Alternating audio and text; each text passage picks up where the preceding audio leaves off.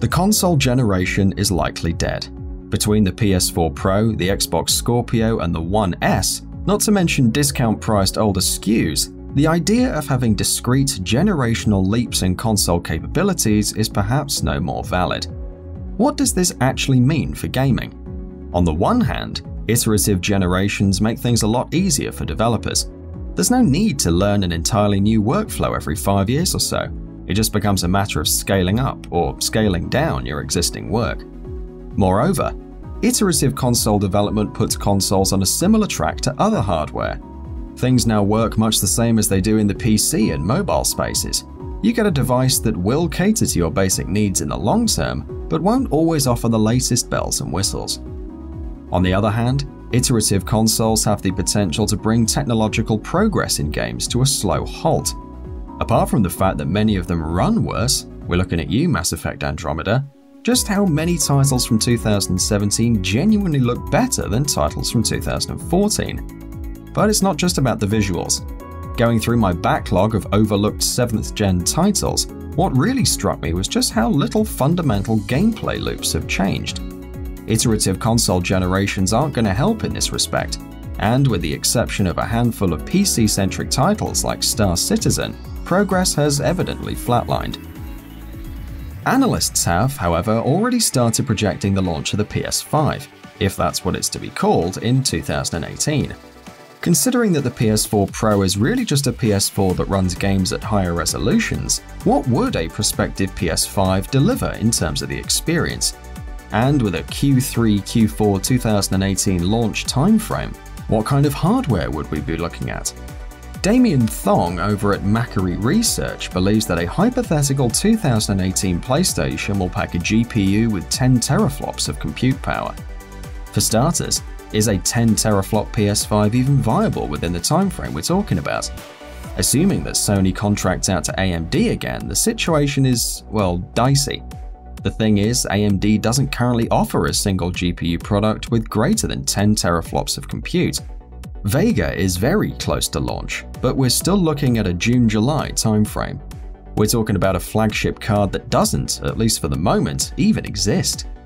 Going by AMD's own roadmap, Navi may or may not happen in 2018 in the PC space, meaning that variants of Vega will continue to be the highest performing AMD graphics offerings that year.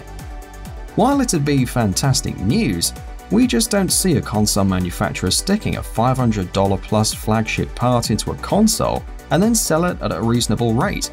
And let's not even get started on power consumption. It is highly unlikely that Sony will make use of a relatively new flagship part to power a 2018 PS5, as this would completely fly in the face of their recent business decisions. Both the PS4 and the Pro are largely based off mid-range, off-the-shelf hardware. Off-the-shelf Vega would be a significant cost center and would likely push the console's price above that of the Xbox Scorpio. A custom solution is even worse, because additional R&D costs become embedded in the total. Even then, we're only talking about the GPU side of things. If the PS5 is to be a generational upgrade, it needs to be capable of more than just slightly better eye candy slapped on top of the same gameplay. For deeper simulation, better AI and physics, a faster processor is key. We'd say that Ryzen is a very likely bet for a hypothetical PS5 CPU. However, the key factor again is timing. Ryzen is still new, and Ryzen is still relatively expensive. Sony would need to keep its bill of materials in the $400 to $500 range if it wants to sell a hypothetical PS5 at a somewhat mainstream price point. The main reason that current consoles have such weak processors is budgetary constraints.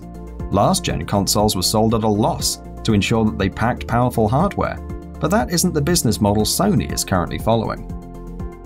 While the Xbox Scorpio will put significant pressure on Sony, what the PS4 Pro has demonstrated is that people aren't necessarily looking for native 4K experiences.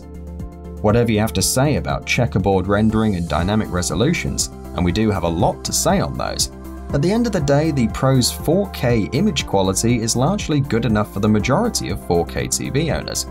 It is noticeably better than 1080p output at least.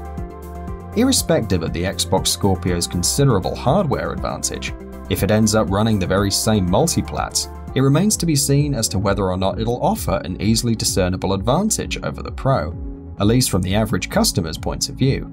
Scorpio and the PS4 Pro are most certainly going to be running the very same multiplats. Sony doesn't need to one-up Microsoft next year with a console. If it does, it risks alienating a good chunk of the PlayStation audience, Pro owners who will feel shortchanged for their purchase, and PS4 owners who are now in for premature obsolescence. While analysts are in the crystal ball gazing business, this is one prediction we're just not very hot about. Apart from the confusion of having to support 3 PlayStation models at once, a new console next year would cost money, and it'd be a big risk in a market that's already occupied by the Pro and in the future possibly by Xbox Scorpio. We don't doubt that there will be a PS5. There probably won't be a PS6 because of the rise of cloud game streaming, but that's another matter. It's just the time frame we're leery about. 2018 will be a year for Scorpio and PS4 Pro, and of course, high-powered PCs. And that wraps it up.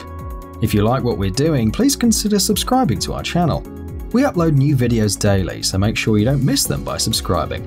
We appreciate your support, and we thank you for checking us out.